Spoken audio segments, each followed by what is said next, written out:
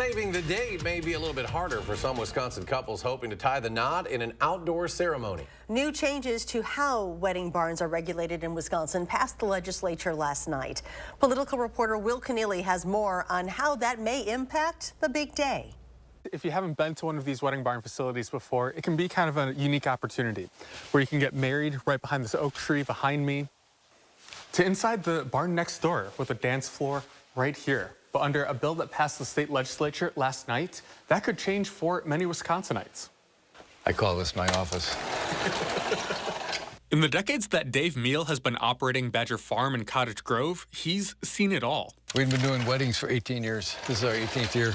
We're like probably the third or fourth wedding barn. Now there's way over 250. That's for the entire state. And things may change for those wedding barn owners after legislation passed in the Capitol Tuesday night.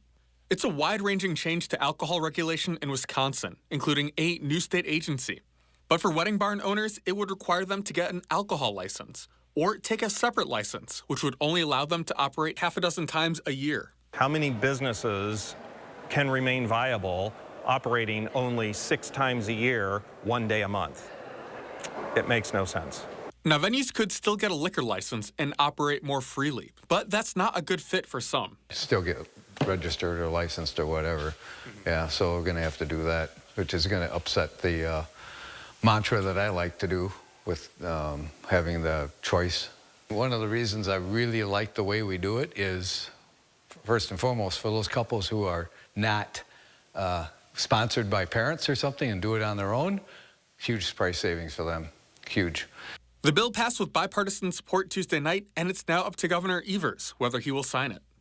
Reporting from Cottage Grove, Will Keneally, News 3 Now.